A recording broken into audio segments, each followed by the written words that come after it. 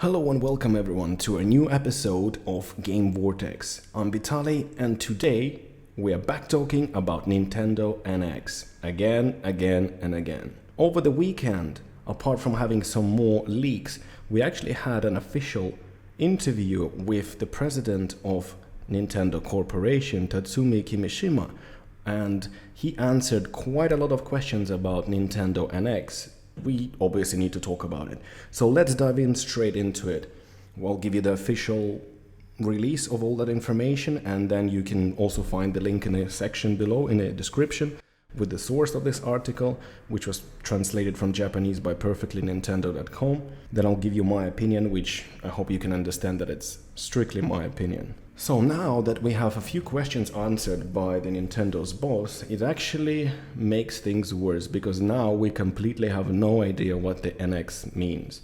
I'm starting to think that maybe NX stands for non-existing hardware because it seems from the answers that he gave over the interview, the Nintendo themselves don't really have an idea what it is, or they just do it on purpose. Now before we were thinking that Nintendo NX is a hybrid console that has a base station to make the whatever tablet or portable part of it more powerful, but you can also take your games on the go and play it on the portable part. Well, Nintendo came out and say, just think of it as this way.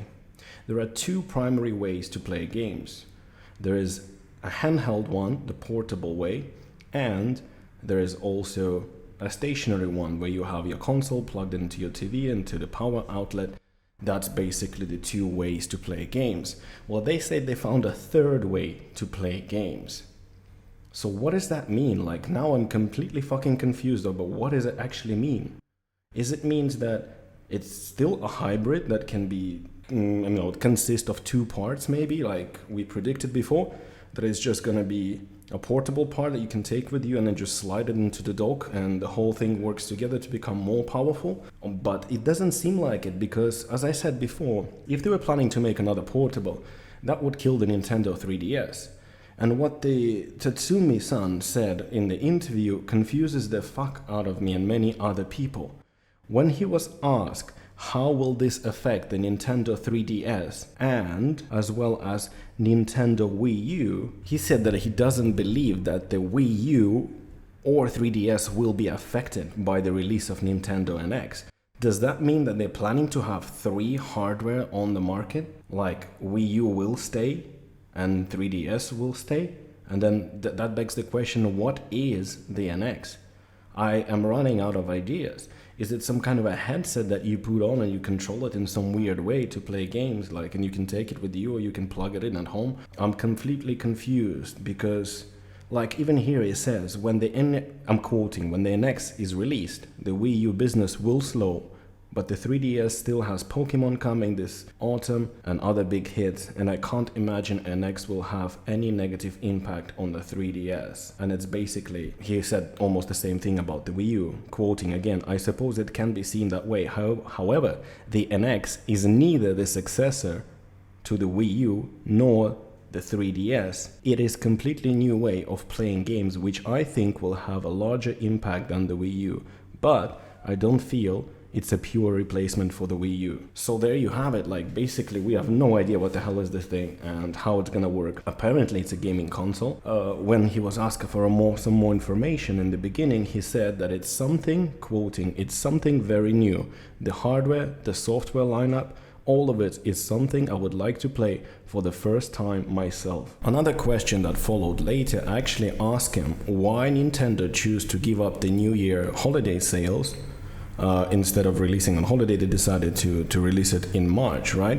So what he actually said is, I'm quoting, when people finish the launch titles, they will want things to put and to buy in spring, summer break and at Christmas. As such, it's not simply a question of when the hardware is ready. Rather, we need to ensure our software lineup is also in good place. So basically what he's saying there is just reiterating, he's putting that fear away that happened with the Wii U when the console came out, loads of games came out in the beginning, and there was fuck all later on to play on any other days, and months The releases of games were pretty scarce on Nintendo Wii U, and they still are. I mean, the further we go, the worse it gets. We're still waiting for Zelda.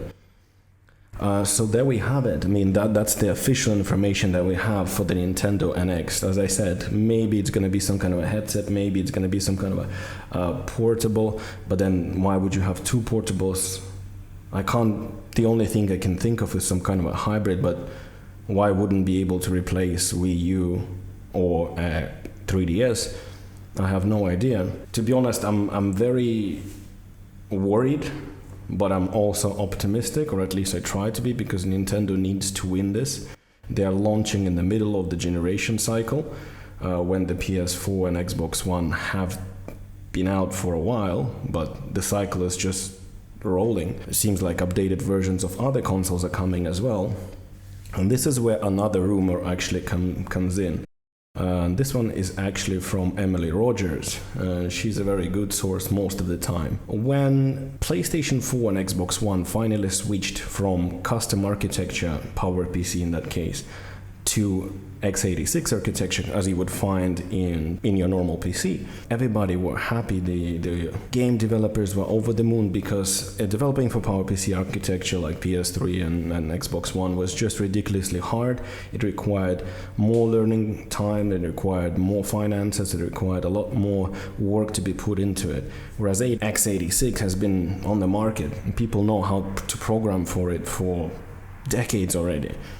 So there were rumors going on that the Nintendo NX was going to use x86 architecture as well, and there were a few posts on Reddit, but Emily Rogers basically said that, having spoke to a lot of different people, that she can say with confidence that this is false, that the Nintendo NX will not be using x86 architecture like PlayStation 4 and Xbox One. It has a special custom-made chip. Apparently, I've heard that that's from my source already, that it's actually based on Tegra. Tegra, it's going to be an ARM chip, which is something that you would usually find in your tablet or maybe a smartphone. I mean, yes, the latest Tegra can reach almost the power of Xbox. A little bit further more, that would be PS4, but I don't think they will be able to compete in power with PS4, or especially if the PlayStation 4.5 comes out. So this is a bit worrying at the same time, but it also depends on what it is. Hopefully that can turn the things around for Nintendo. Is it a good thing or a bad thing? I actually think it might not be a good thing, because porting games will probably be near impossible. But Nintendo also, as much as they want to release their games, they're making money on their own software. That's all they care about. They need the support of third party, otherwise the console cannot survive, if it is a console, of course. And we also need to remember that Electronic Arts abandoned Wii U after 6 games only, because they saw that they're not selling, so they were like, screw it, we're not going to be investing time and money to get all this done, especially if it's going to be a different architecture. And recently, I think a couple of days ago, I've read on IGN that in their latest financial call, the EA said that they have no games in a pipeline for the NX at the moment, and they will see what they will do and evaluate if there's any prospects of actually them making games for the NX, which is not a really good sign, considering that EA is pretty much on every other platform. I think it would have been better if the Nintendo stuck with the x86 architecture. At least the game porting would be very easy. But then at the same time, we don't know if that kind of architecture would even be possible for them to implement into the device that they are actually doing right now. So yes, it's going to make things more difficult to program for. It's going to make things more difficult when it comes to porting. Power-wise, I have no idea how that's going to plan out. Third-party support might be difficult for them as well, unless this thing sells like hotcakes. Nintendo does have this kind of a tradition, I would say. Not even a tradition, it's just like a track record. When one console sells like shit, the other one sells through the roof. The great example was GameCube, right? Wii U. I mean, God knows, if this will have the success of the Wii, I mean, they will make a lot of money on it, but you also have to remember that console selling alone doesn't really make that much money. What you need is actual games from first party and third party. This is the reason why the Wii U failed so quickly. And the Wii as well, because Wii sold through the roof. It was the best selling console, right?